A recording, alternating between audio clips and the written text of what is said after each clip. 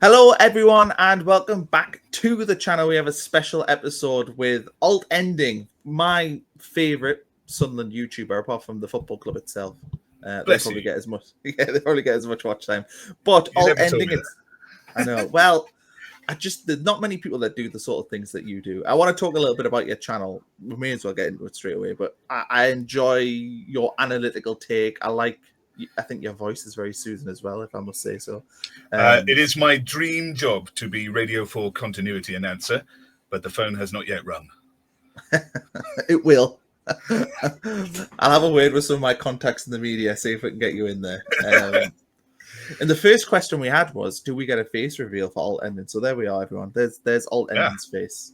And you never know. Will we see it more? I mean, what's actually the state of play with your channel? Because obviously the move to the Premier League, I suspect, maybe changes things for you. How do you see your channel? Yeah, it has to. I tried making some of the usual tactical videos with on the West Ham game, and it was everything just got killed immediately. And I have a friend who's a lawyer who used to work in copyright in sports, in football.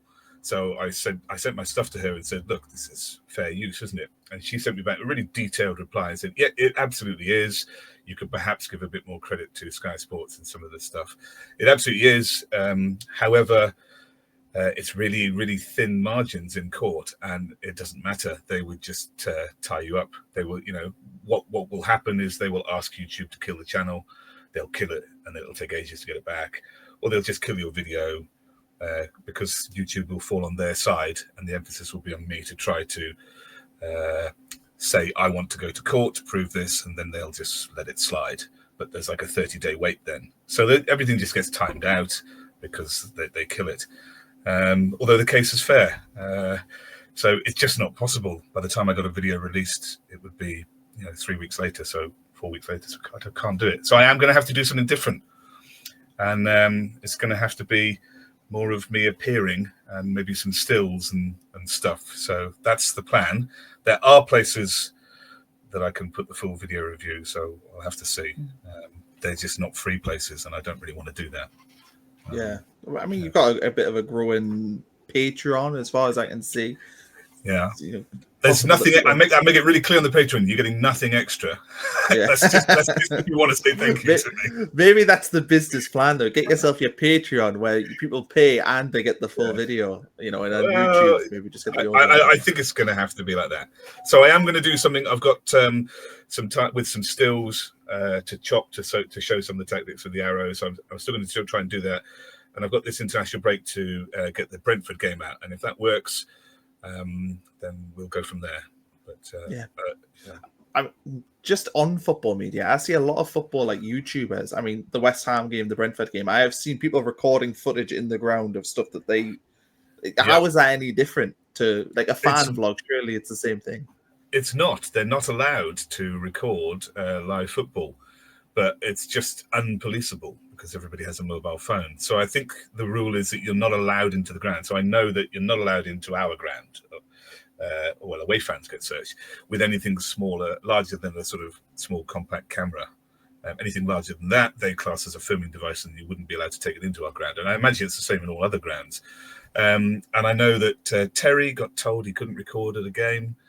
Mad mistake. He got told that a while back and was a bit put out about it. But I don't think he's done it since. I'm not sure.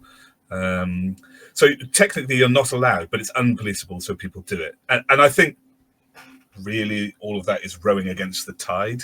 I think that fan content and being in the stadium, particularly as a global game, the Premier League now, people want to see that, want to hear that, So I think that the long term, these things are here to stay. Quite how they manage it, I don't know. Well, I hope that you get your channel going again and get more stuff on. Maybe you do need to do more. I don't know. Face the camera. You've got a lovely green screen there, as we were talking about before we recorded. So you're halfway there. This is my real wallpaper in my bedroom. You didn't see the mess before. Right.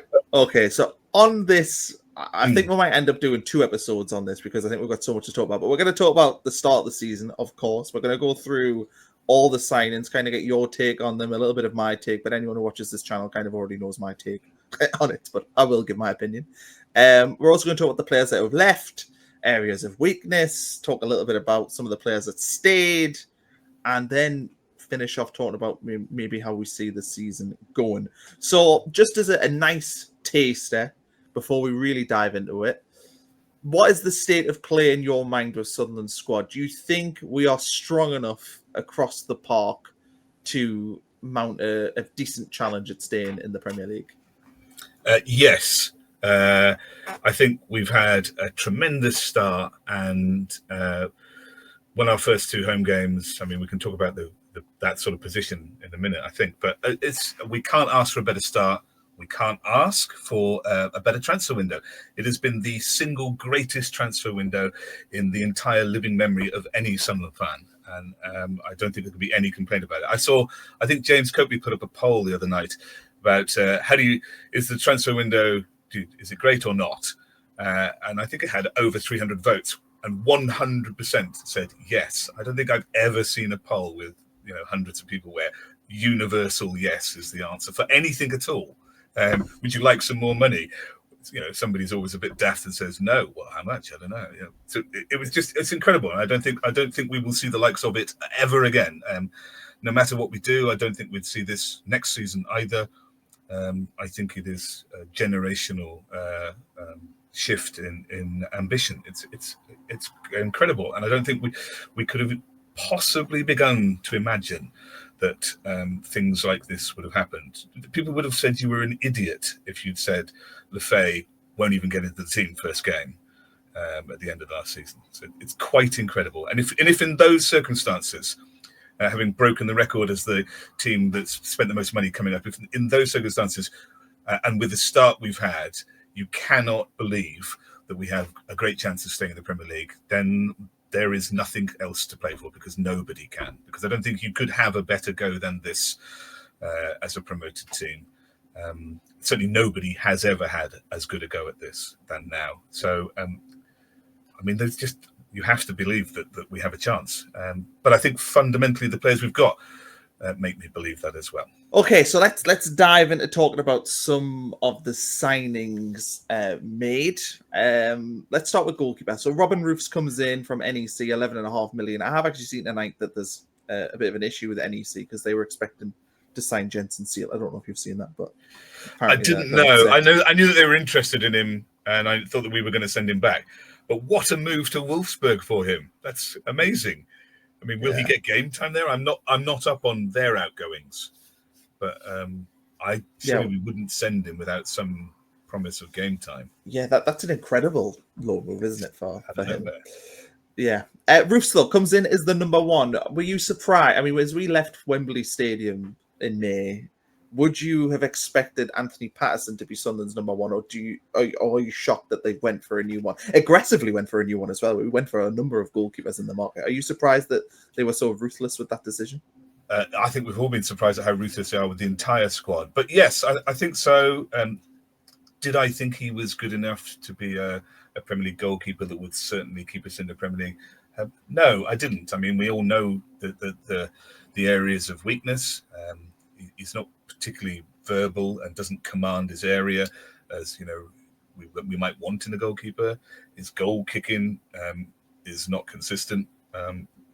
Kicks it off the field quite a lot, and he's not great coming for high balls. He has improved in that in recent years. I remember he got bullied under his own crossbar against Wycombe when we were in League One, and then improved over since then. But still not really good enough.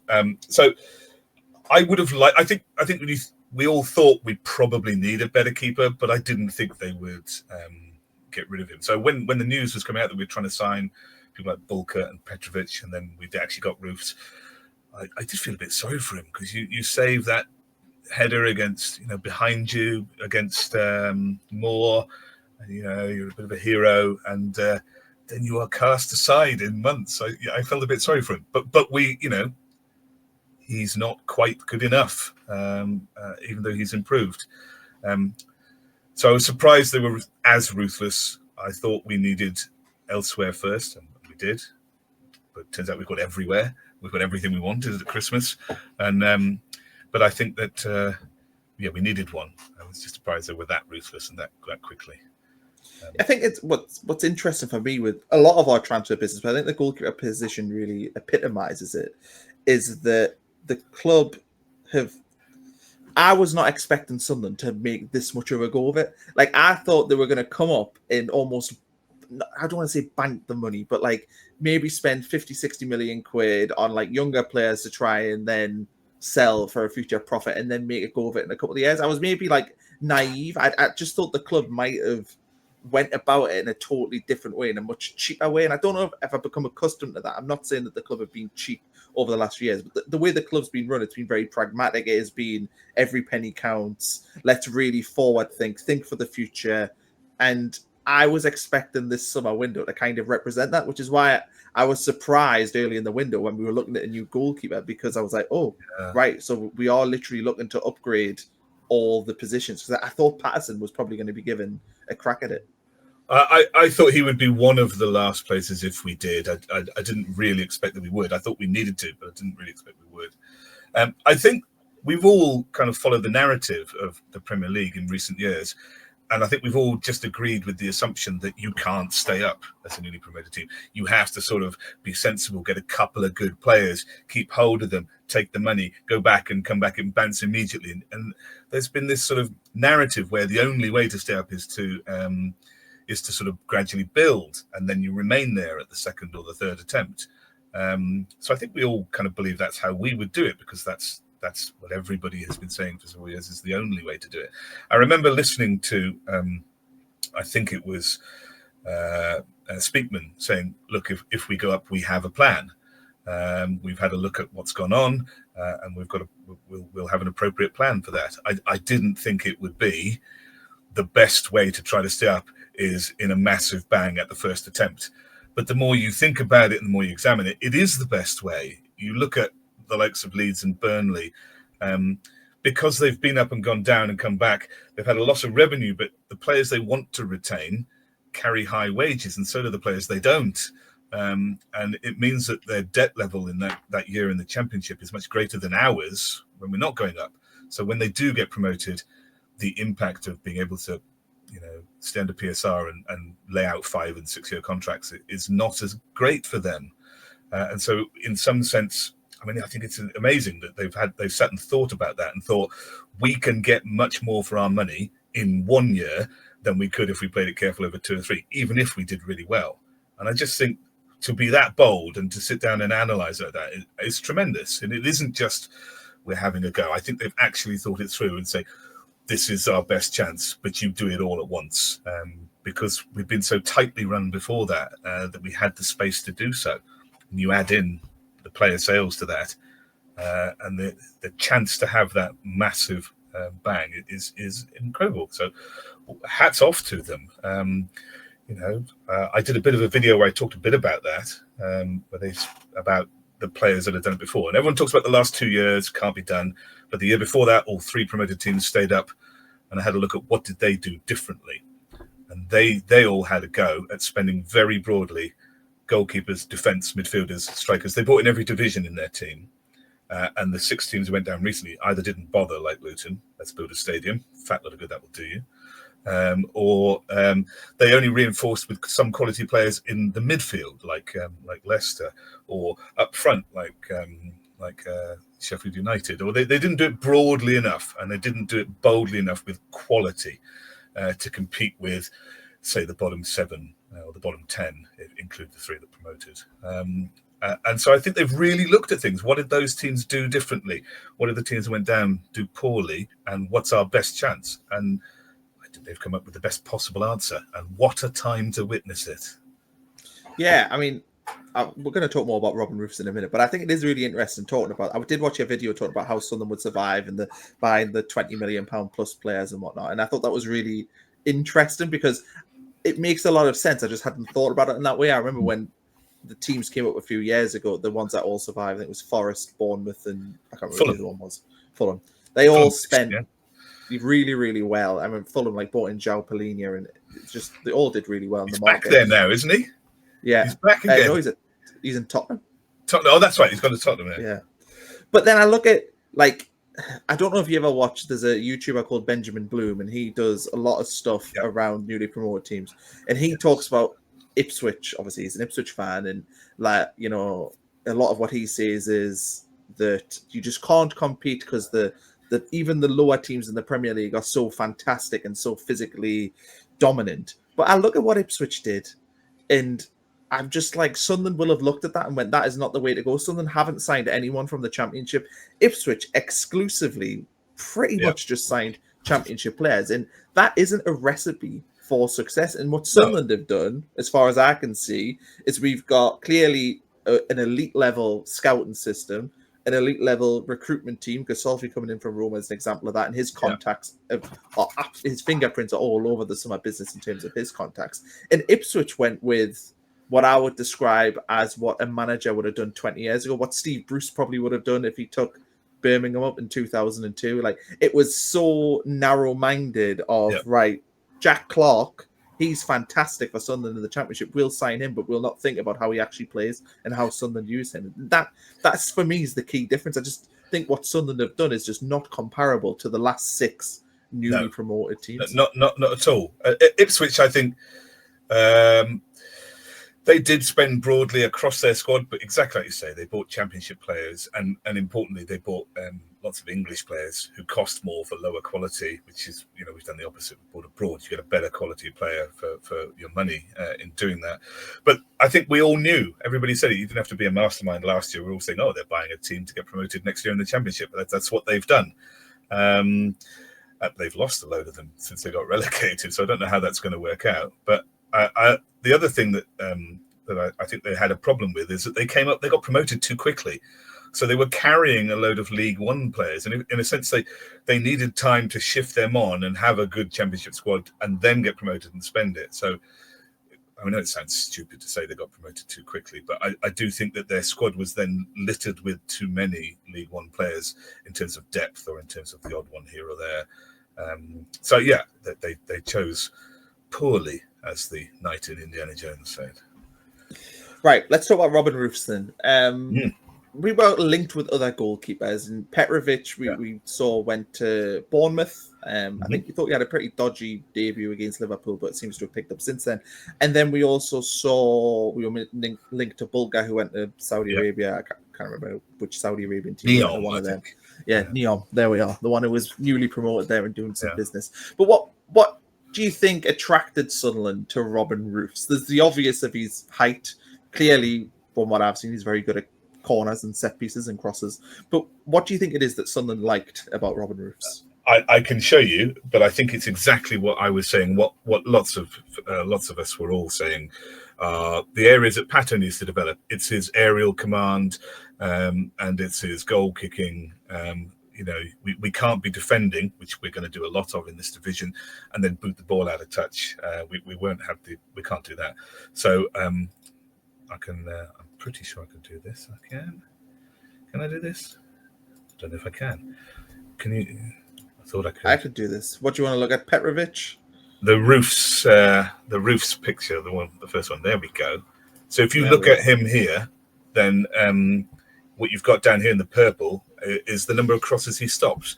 I mean, if we think that Pato's problem, or one of his issues, is that he doesn't command his box enough, that is the absolutely best player that you could get to do that. And this is across the sort of top 5 leagues in Europe, top 6 leagues in Europe. There's another one here, which will come up in a minute here. This is the post-shot XG. So the likelihood of a shot going in after it's been struck, and how many of them are saved. And he saves more of them than most people. So he's really good post-shot at keeping goals out. He's immense on his crosses. And if you put up the Roefs and Petrovic one, they've got a spider graph here, and you can see that Roefs and Petrovic here are both huge on stopping crosses and post-shot. So I think if you're looking for the reason they're going for these sorts of goalkeepers, it's because they said, we would like, we want to solve the issues that we have with our current goalkeeper. And I mean, it's ruthless to be thinking about that immediately after he's the man of the match at Wembley. But that's what they've done. So you've got this these two keepers are extraordinarily the same. And if you look at the average length of the goal kick as well, and the launch of the goal kick, and we've all been impressed with Roof's goal kicks, he can ping them to Le Fee 2/3 of the way up the pitch and it never goes out of touch. It's incredibly impressive. Now, if you click on the one against Roofs against Pato, you will see the difference there. And Roofs is in the blue there. You can see his cross-stopping and his post-shot. There is no comparison here, the length of the goal kicks and the launch as well. And I think they've deliberately gone to solve these issues, to improve their goalkeeping. This is the post-shots goals on target, where Roofs is better than Pato. Pato, we know, is great at saving penalty kicks.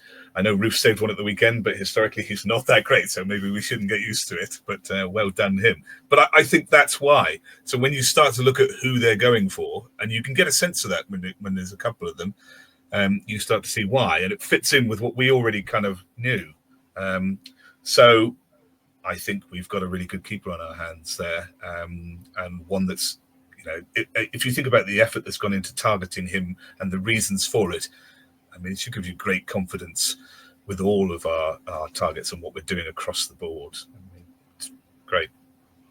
Yeah, especially when you see Mads Hermansen chucking the ball in his own net against us, and then you're seeing Kelleher doing the same thing at the Supposed weekend. To be better, Kelleher, isn't he? Cost twice as much, and he let that one slip under his elbow. It was poor, I thought. And he spilt one off that cross as well from Traore in the first half. So I certainly know who I would want in nets when it comes to. I think he's going to be immense, and the natural question is, if he's so damn good, why doesn't anybody else buy him? And I think it's because it was his first season last year and he's young. And I think people probably thought it's not a priority.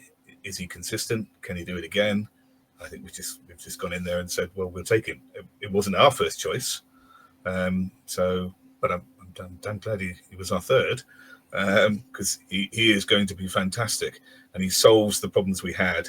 Those goal kicks of his are huge. And they're very impressive. So I think it's a great signing. I'm really impressed with him. Okay, let's move into. Go on.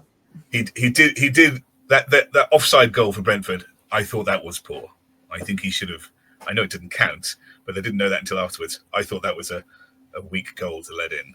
I think he knew he was offside. I think he had a it's one of those. I think he is. I'm not really going to try. No, it felt like it trickled past him. I don't know. Maybe keeper should be doing that. I mean, if it's such a narrow angle and it's not hit particularly hardy, if that goal stands, I think we reflect on that and say you really should do better. Yeah. So he's had a great start. But he knew it was offside.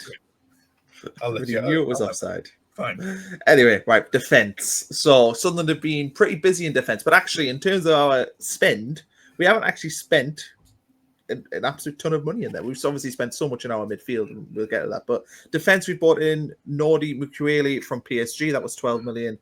Omar Alderete from Getafe for 10 million, and he is already one of my favourite players. I think he's just a colossal. Yeah. Reinildo's coming in on a free from Atletico Madrid. Arthur Masuaku's come in on a free from Besiktas. And Lutsharel Geertruida has come in from RB Leipzig on loan. I'm going to have a go at pronouncing his name properly. Well, I don't know if I have, to be honest. I've seen some people try to type it out when we signed him on Twitter or whatever. So I think it's Geertruida. Oh, well, and no one's going to be able to tell me otherwise. That's all I'm going to say. But no one's going to be able to tell me I'm wrong. I'll just call him Gert. There we are. We'll stick with Gert or Lutz. So a lot of, I think for me, heading into the summer, my main concern was probably actually defence. And certainly as the window went on, it felt like we addressed midfield brilliantly. And obviously we're going to talk about that. We addressed goalkeeper. And I was already happy with Isidore and Mayenda. But the defence, I was concerned. I looked at Ballard, and yes, he had a fantastic end of the season, but actually didn't play that much last season. And he's already injured this season. And that's the issue with Dan Ballard. 09, broke his shoulder, essentially injured. Don't know if we can trust him to play in the Premier League. He'll definitely prove us wrong. But right now, I don't know if I can trust him. Mepham, I actually thought was a shoo-in to bring in. I was expecting something to just do that because I felt like it was a logical decision, and they obviously haven't done that, and I can see why. But I was worried about defence, and especially because it took us so long to get defenders into the building. But what was kind of your take on I the wouldn't have defense. signed Mepham. I wouldn't have signed him at all. I thought he was great for us, absolutely, but I wouldn't have signed him because I think if we want to survive, we need better than that. But I agree with everything else you said. Ballard has had his traditional early season injury. I think that's 3 in a row. He's lasted 1 or 2 games before he's got injured. But I always thought, particularly when they started buying big in midfield, I always thought, well, they're surely not idiots. They have to do this in defence. But the longer it went on and they didn't come, you start thinking, do they really think we'll be okay? So I did get a bit nervous, but I did get the feeling that as soon as we started making quality signings, and a number of them, because we made a lot in midfield very quickly early on, and I thought, oh, well, they will definitely be signing some quality defenders, and I was very happy at that point not to sign Mepham, because I assumed we'd be getting better ones. But yeah, I was nervous for a while. We did get lots of better ones, though. Yeah, we did. I mean, I think for Mepham, obviously now I've seen the business, it makes a lot of sense not signing. But I think when I left Wembley, I thought, well, logically, they'll just sign Chris Mepham. That was kind of my... Because, I mean, I just didn't have lofty ambitions. I just didn't think there would be them done. It's again, I mean, I hoped we would, but we signed... Yeah, I don't know if I actually thought about the Premier League for a long time after we won Wembley. I would just, like everybody else, I just scrolled through every piece of content I could find again and again. Yeah, I was the same. I just enjoyed it for most of the summer. And then almost the moment the transfer window opened, Fabrizio was our personal agent. And it was great fun. And at that point, you start to think about the new season when you're signing these players. Who are they? And at that point, I thought, well, they're bound to be doing the same thing at defence at some point. And the longer they went without signing Mepham, the more I was like, well, that's good.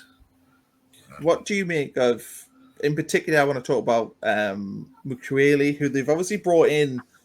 I thought he was coming in as a right back. I mean, you look at his historic games played, he's coming in as a right back. But then they brought in our good friend Geertruida, or whatever, however you were pronouncing it before. Look, I used to call Sessegnon Sausage John, so whatever. The guy from RB Leipzig, anyway, he to me is a right back. So I think they've looked at Mukiele and went, you know what? After seeing him at the weekend, we maybe fancy him as a centre back. We've then got him, Ballard, Alderete, 09. Am I missing anyone else in there? Obviously, Reinildo can play in there. Do you think that I've got a lineup with some depth there. Go on then. And that has our back line on, I think. So do you think then, looking at that, do you think they've now went, you know what, we've brought in another right back because we think Mukiele is now a centre back? Or do you think they always thought he was a centre back? I don't know. I thought he was coming in as a right back, but I wrote this earlier today, and exactly like you, it's quite clear that Geertruida is a right back, and so Mukiele's not going to play there because Hume's a great player and they're not going to ditch him. So you have to think he has to be a centre back for us. I mean, he's huge as well, so that works. He's played there before, but he does look mint as a right back, and that's where I thought he was going to be initially. But I've set the team up pretty much the same as you. The only reason I think Ballard isn't starting is because he's currently injured. But then, it might be hard to drop these two. Let's see what happens. I think we're quite good for depth there. I mean, if the best way I think to play this is if you were to say to me, injure one of those defenders, just name one. Let's take Hume out. Then what happens? Well, maybe Maserati comes in because Ballard's injured, and you move Mukiele to right back then, and you still have cover. Or Geertruida goes up and, Maserati hits the bench, and if he has to come off, Mukiele moves over. And so I think you can take out one of these defenders added to Ballard already, and you still have cover in every place you want. And I think you can probably do this throughout the team. You can take somebody out. I did this earlier. I tried to play this game and just randomly picked 2 or 3 people. What if somebody got injured against Crystal Palace? And then what if somebody got injured against Villa and we had to do with them? How would we look? And I think we're quite good and quite deep across the place because lots of these people can play in different positions. So across the back, we're strongest, I think. And there is variety. I mean, Maserati can play fullback and centre-back. So can Helder at an absolute push if everybody's dead. Elise, I mean, I like him as a left back rather than a centre half, but I think in our current squad, he's probably got to be a centre half. I don't know. So I think we do have cover. If you say that Elise is not good enough for neither zone 9, then perhaps we are weakest in the middle. And sorry, go on.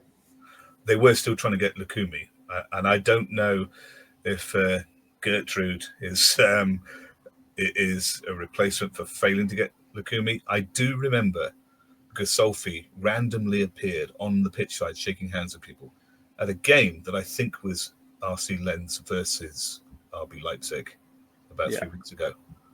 And now that we have Geertruida, you do have to wonder, was he there saying hello at that point? That was about 2.5 weeks ago, wasn't it?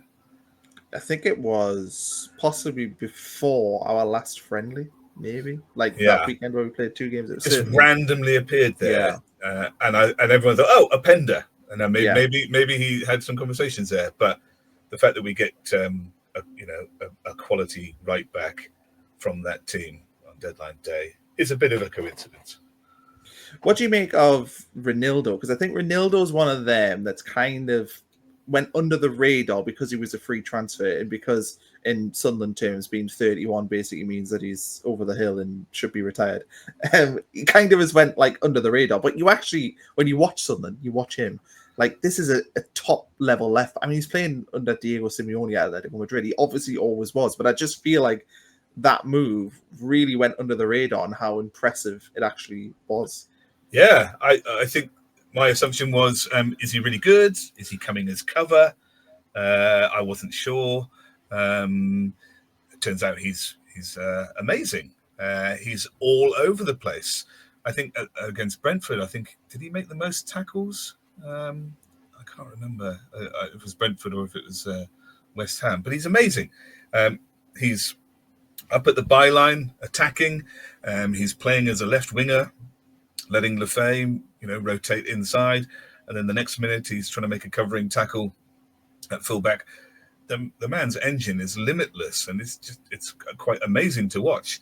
And until last weekend, nobody had dribbled the ball past him. So he's clearly really good, and it has taken me a bit by surprise. But we'd heard about his speed across the pitch. But then we'd also heard, well, he's lost that speed, and he's lost that energy. That's why they're selling him. But it doesn't look like it to me. He is everywhere, and he provides great options, particularly at the weekend. When it's a bit painful to see Le Fee start on the wing, although we know he can be great out there. He's better inside, and with Reinildo running up there, it gave him extra space to move his legs. It's tremendously impressive, and I think he's been not quiet at all. He's been a great surprise. Yes, I would agree. What about Luke O'Nien and Dennis Serkin? Because they're sort of the two that obviously they're injured right now. I know Elise is, but he obviously didn't play a lot last season, and he is always injured. But where do you see these two fitting in? Because for me, O'Nien is generic back four cover. Can play anywhere across that back four. It can even, I wouldn't want to see it in the Premier League, but he could, in theory, play in central midfield as well. Do you see O'Nien as being that sort of versatile, can roughly, kind of what John O'Shea used to be at Man United 20 years ago? Do you see him being that sort of player? Or do you think they still will see him as a centre back and he'll be in that rotation, whatever that looks like? Look, I didn't think that he could play in a promoted side, so I was wrong there. But watching him for the last sort of 18 months, 2 years at centre half, I thought he was actually really good. Sometimes his position was a bit poor, but the strength was his ability to play out, and his passing last year was second to none in that team. His passing to the flanks and his ability to play out, it was fantastic. And he didn't get too ambitious coming up the field. But he's behind a lot of players now. And we haven't even mentioned my favourite defender yet. So I think that his game time is going to be limited. I guess we find out in AFCON, don't we? If we've got some injuries and some good teams in AFCON, then we might find out where he plays there.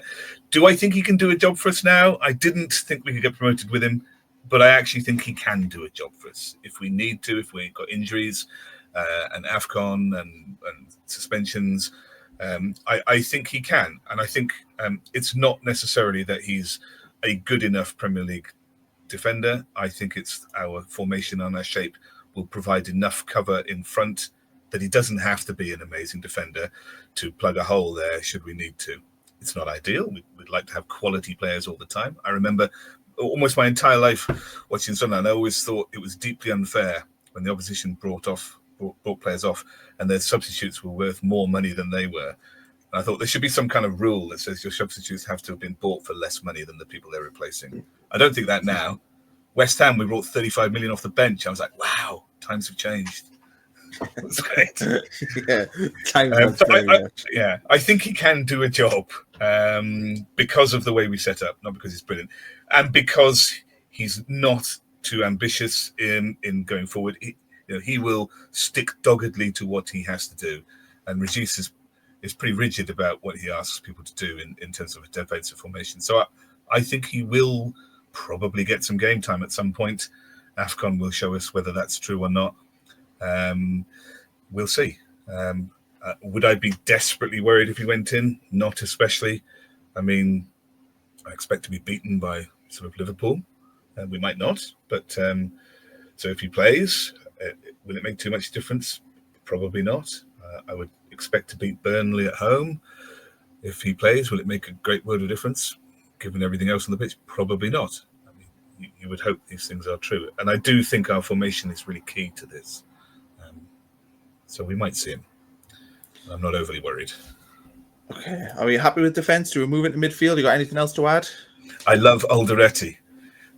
Oh, yeah. Okay, let's talk about Alderete because he's a player that I love. I immediately, as soon as I saw him in that West Ham game when he came on, I had that love at first sight that you occasionally get. I had it with Stefan Schwartz. That's probably the first one for me. I had it with Sessegnon. That was maybe another one. I thought he was another player who was going to be like third choice centre half because we all thought we were going to get Lukumi and then maybe somebody else. And I thought Alderete was probably, or Ballard and Lukumi and Alderete would be third choice. But I think his place to lose now. That, like you say, when he came on at West Ham for Ballard, I think the first ball was some, towering ball that came down, and he just sort of said, "I shall have that on my ankle, and it will go no further." It was amazing, and he was doing, turning players inside out at walking place, and then spraying the ball up. Against Brentford, he had the most progressive carries of anybody on the pitch. Now, I know it's easy because you're a defender and you start off a lot, but he's just so easy on the ball, and his passing is really crisp. He came to us playing in some. We were told some awful defensive team and they didn't do very much. And he's obviously not playing to his best there, but he's been immensely impressive for us. And I already love him. Yeah, my dad's a big La Liga watcher, and he was saying that Getafe are the worst team in the world to watch. He just ignores Getafe when they're on the telly. They're that bad. So, what a surprise to get such a cultured-looking player from that team. Yeah. Maybe they could have won the Champions League if they played him correctly. Let's move into midfield, though. Yeah.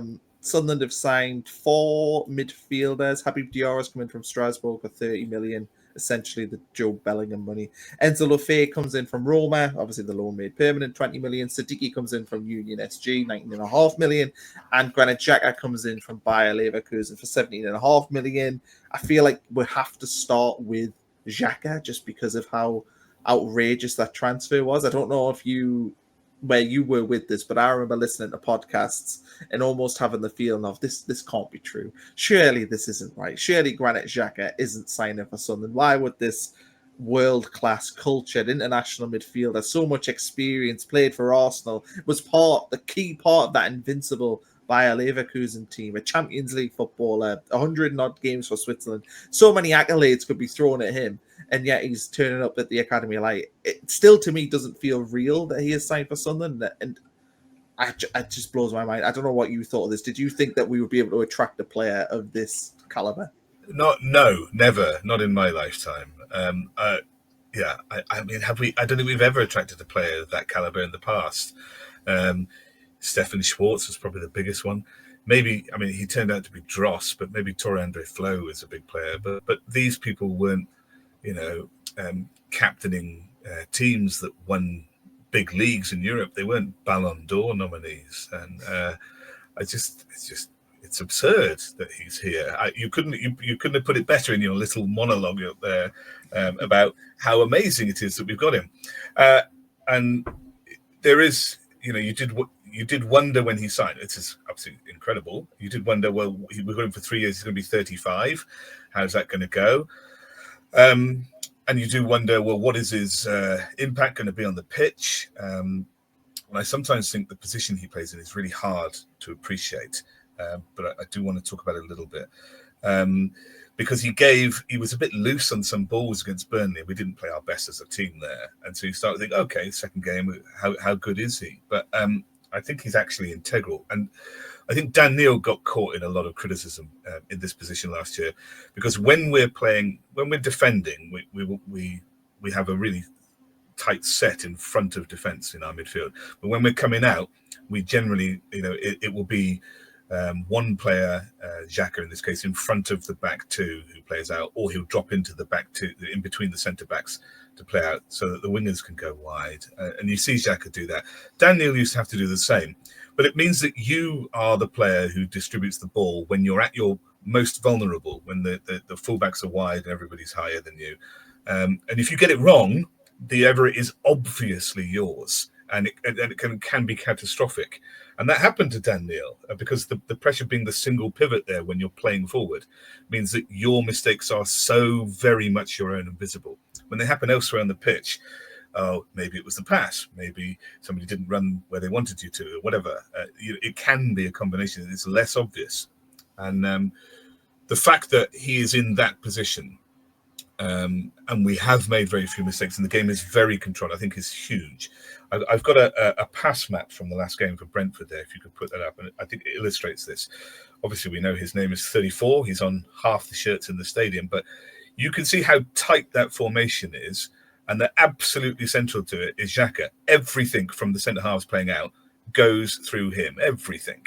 And you can see the triangles that we know we play with on both sides, with Sadiki being over with Le Fee, 28 and 27, and Adingra as well. And then on the right-hand side, you've got Trey Hume bombing up. And you've got, just ahead of, on the right, you've got Diarra and Talbi. And Tiny Mayenda, the dot in the middle, who never saw any ball. But it's a really tight passing graph, and Xhaka is utterly central to it.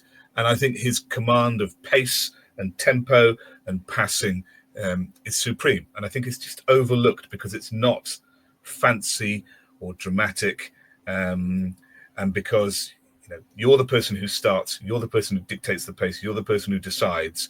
When it goes wrong, it's very obviously your fault. It's a bit of a case like being the head of IT in a company. When everything's working, people say you don't do anything, and when it's broken, they say you're rubbish. So it's a bit like that. And I think that position of being the single pivot coming forward is really underappreciated generally in football when people watch it. But I think that illustrates just how crucial he is to us. And if I may, let me show you the Brentford pass network. Which is, I just put it, you have to click on that one instead. So this is what we, sorry, oh no, I've got the wrong one. Let me get it again. I've got two. Yeah, we've got double Brentford. I do have double Brentford. It's this one. This one. So if you click on the Brentford 2. Hang on, is that, no, wait. That one. This is Brentford. What a mess that shape is. And I think that illustrates just how well we pulled them apart. And if you watch the commentary, you would have heard Reinildo is up as a winger, Le Fee is down next to Xhaka sometimes, or inside.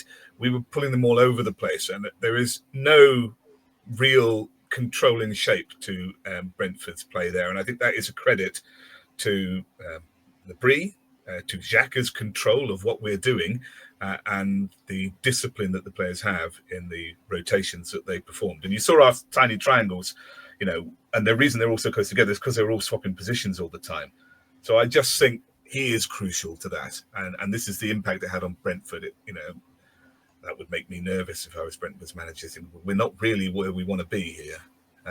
So I think comparing those two, illustrates the importance of Xhaka in that position. Yeah. I hope that's I mean, I hope that's not too dull for people to listen to. No. I think this is exactly what people want to hear. I did think Nathan Collins for Brentford was very good. I will say that. He was excellent. He was excellent. Yeah. I wanted to talk about the other players we brought in midfield. I thought it made sense to put this lovely depth chart that you made before. So Sadiki and Diarra come in, and I feel like sort of in the Christian Speakman laboratory when they were devising this midfield, they went, right, we've got Xhaka in there. I mean, I know they brought in Sadiki and Diarra earlier. So they brought in Sadiki and Diarra because of their, I don't want to say just their physical attributes. They're obviously good ball players, but it feels to me like having Sadiki and Diarra with Xhaka is just all them complement each other in such a wonderful way. And we saw at the weekend, we had the pass up before where you saw Sadiki and Le Fee were kind of swapping quite a bit in the game as well. Sadiki ended up a lot on the left. Le Fee was coming in more centrally. And I think that's really, really exciting because I think that we didn't have that last season with Le Fee when he was on the left. He was just stuck on the left all game. Whereas now, if Le Fee goes on the left-hand side and he's with Sadiki, you can see how that interchanges and how that benefits Sunderland, because that structure is far better than what we had last season, where our midfield three, to me, felt really rigid in what they were doing, and they weren't diverse in how they approached the game compared to what we've got now. Yeah, I agree. I think that the thing that I like what you said about Sadiki and Diarra and their physicality to go with Xhaka. Obviously, Xhaka's quite huge physically.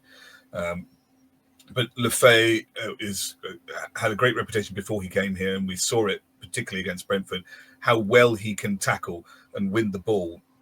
He's ferocious at it and really, really good. And he made a name for himself, largely playing in Xhaka's position at Lorient, although he did play sometimes as a 10 or an 8. But he played a lot of his football there, and he's really good at winning the ball and spraying passes out. So I do think that there is an intention for these players to rotate immensely. We are going to, there's been something that surprised me, my assumption is we're not going to have much ball when we play. And when we do, we need to drag the opposition around like we did with that Brentford pass network, where their positions are and things. And I think we can do that with Le Fee and Sadiki, because they're not going to get caught out. If you can afford to throw Sadiki on the wing, because if Le Fee is inside, he's just as good at tackling and breaking up the play as Sadiki would be. So it doesn't matter so much. And I think the same with Diarra as well. I mean, that man is a beast. I have not yet put a name on the back of my home shirt. And I know that we're not supposed to do that because we're not 12 anymore, but I don't care. I want to put his name on my shirt, but not know if it's going to be a flop. So I think you're right. I think they will rotate. I think that is deliberate. And I think it's to maximize the chances that we get in playing out, in trying to pull the opposition at the place, so that if we get caught in a transition against us, we don't have only Xhaka to make a tackle. The players who will be rotating those positions are capable of those positions. So I think it's really clever, that setup and those rotations. What has surprised me, although maybe it's just to do with the fact we've had poor opposition, relatively so, is that we've actually had quite a lot more possession than I thought in these first three games. We had most of the possession against Burnley. We had nearly half the possession against Brentford, and I can't remember what it was at West Ham, but it was more than I thought.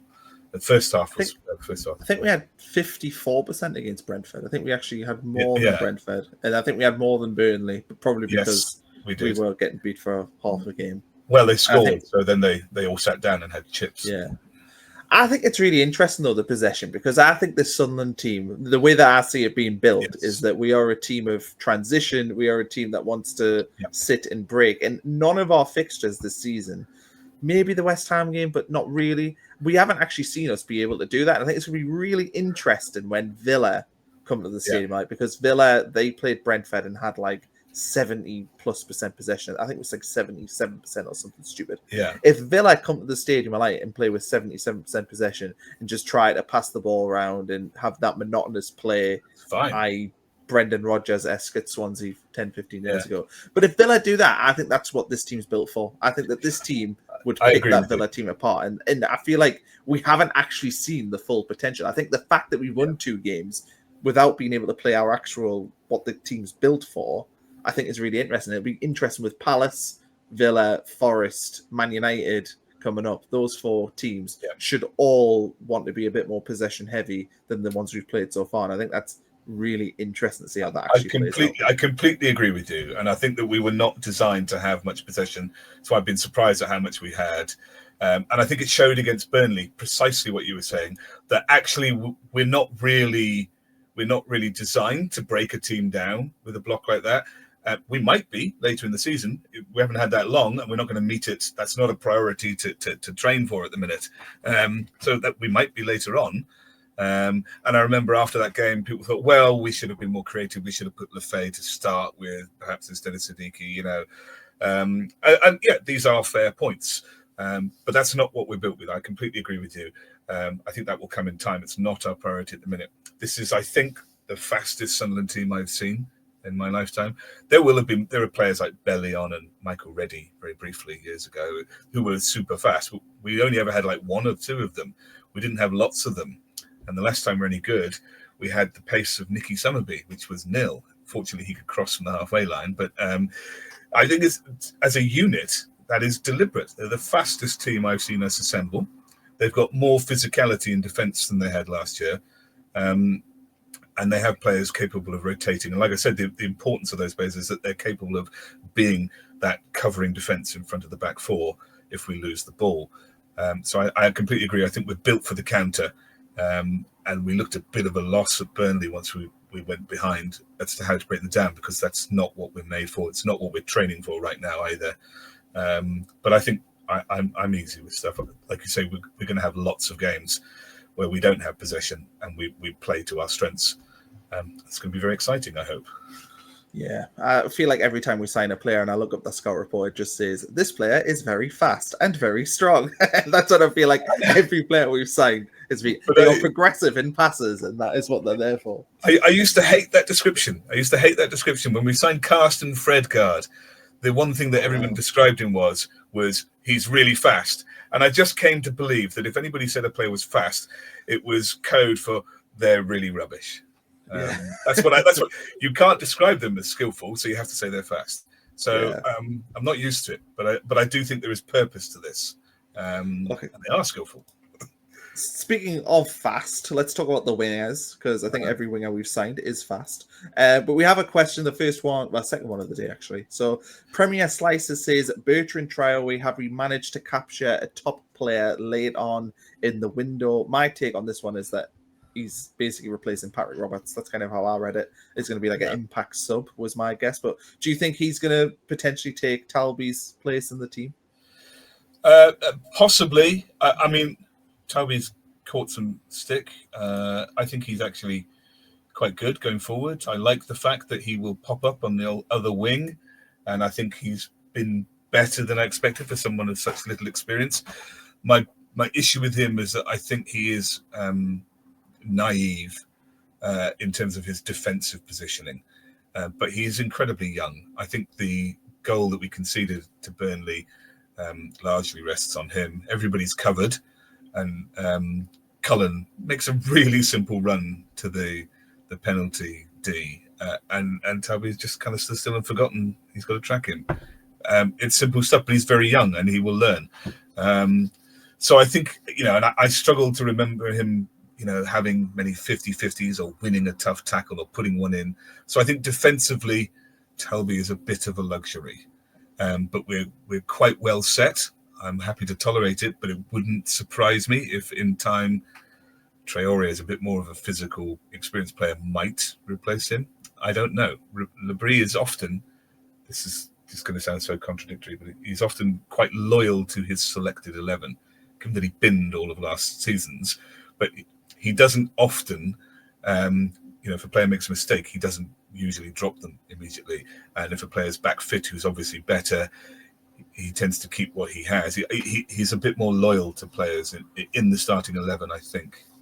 It can work two ways, because Ballard can get fit, and that Labrie will just put him straight back in. So, but that kind of loyalty, and I don't know how much he's loyal to Talbi, how much he believes in him yet. So we'll see.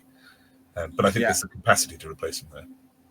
Okay, other players brought in. So Simon Adingra, 20.5 million from Brighton. Talbi, obviously, we talked about 9.5 million from Bruges, and Bertrand Traore for £2.5 million. Adingra, obviously, a player that we like. We chased him last season. There was talk about a swap deal. There was a vague rumour at the end of last season about that, wasn't there? And we all thought, no way, outrageous. And now he's not even our best player. What do you make of? I was surprised at the weekend that he dropped Adingra.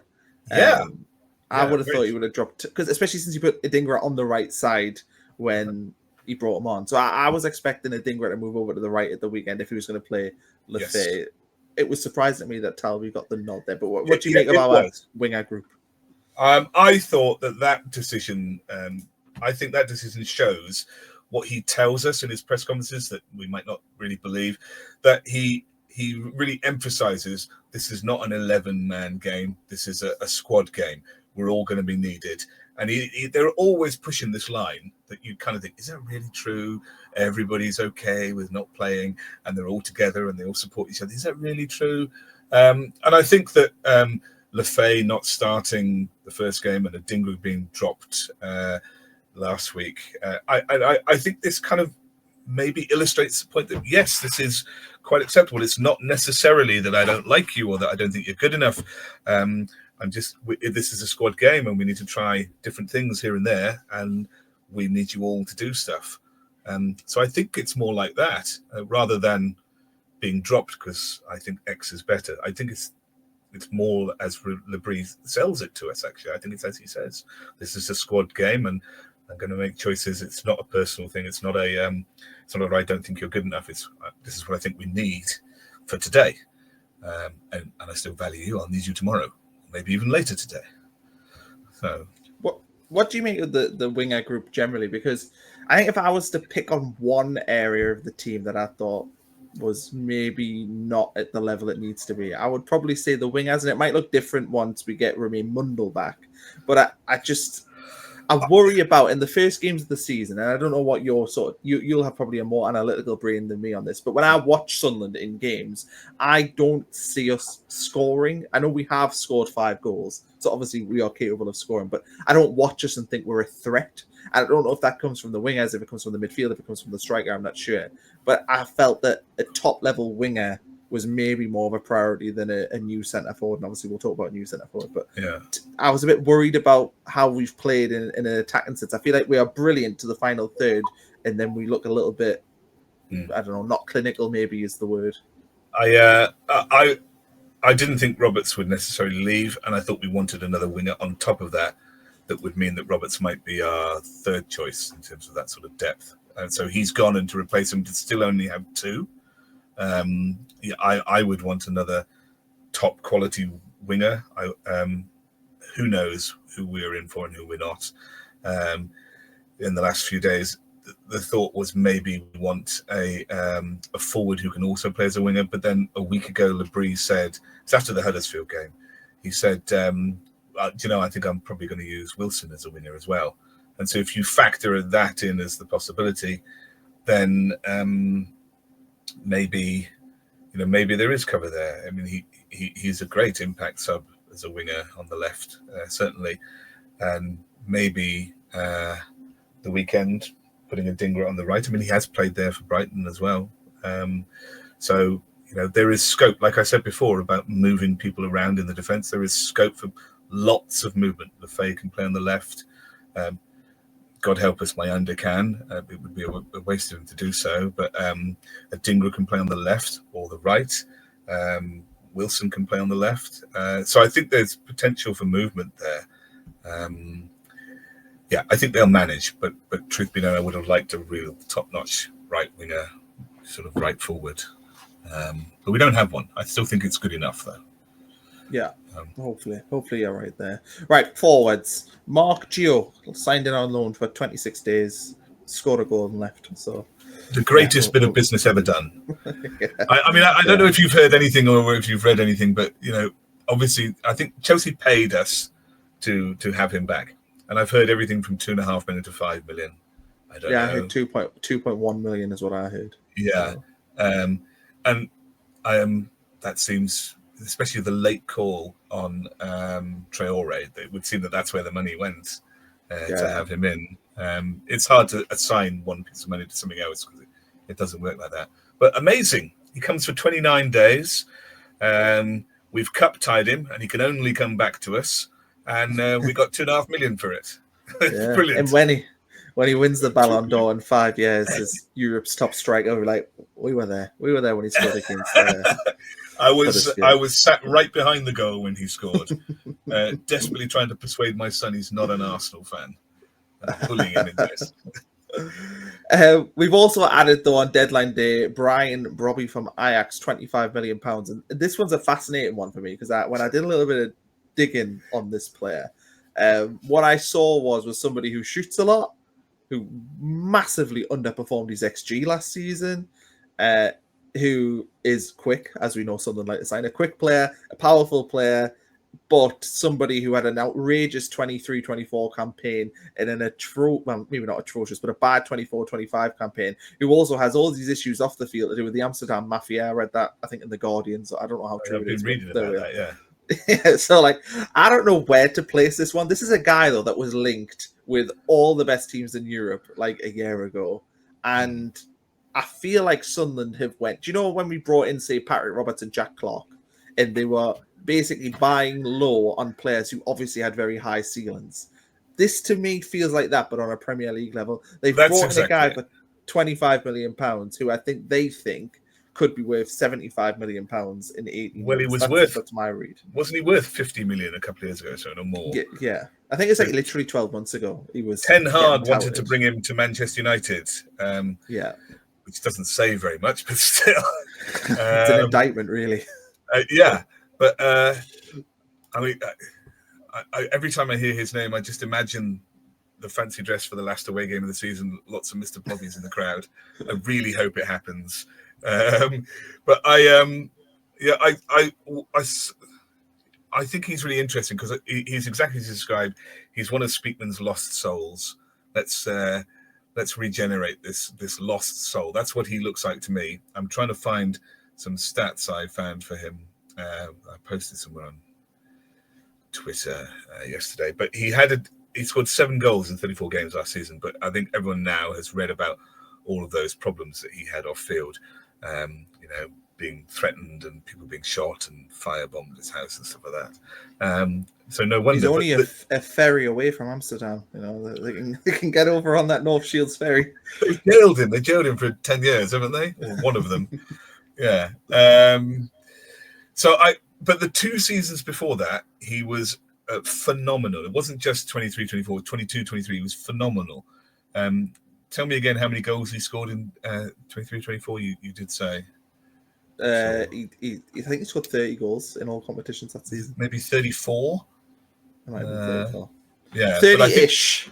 But the season before that, he was only like 4 goals less. So he and I think he had like 11 assists last year, the year before as well. So his statistics prior to last season would have made him utterly unobtainable, and he did it for 2 seasons in a row. So I think he is a classic Speakman lost soul. You were brilliant for 2 seasons. You could have gone almost anywhere, and then it all fell apart, and you're not even in the Dutch national squad now. So come to us, and we will love you. Only 23 years old. Only 23 years old as well. I hope it works out. We have a question from Clint Gibson. So he said, I love Premier Sices, by the way. I love Premier Sices. I follow him on Twitter. Always good value. Yeah, he was the Bertrand. That's question. Clint says, been looking at some Brobbey videos, kind of reminiscent of a Heskey type, not a great finisher, but strong back to goal, hold it up late, off-title player. Think Reggie will use him as a starter to wear out the opposition for an hour before bringing on Wilson Isidore to elegantly nab a winner. So not really a question, but more, do you agree with that assessment? Yeah, I do. I think he's a deliberate recruit, a bit like Marc Guiu, in that what we have is the most elegant athletic forward in Wilson Isidore we've ever seen in red and white. And then we have a good direct runner who's got a low centre of gravity with the ball, and a terrific shot on him when he's on form in Mayenda. Developing striker though, and I think they wanted somebody big, some battering ram, so that we have a variety of forwards for different moments in a game or against different teams.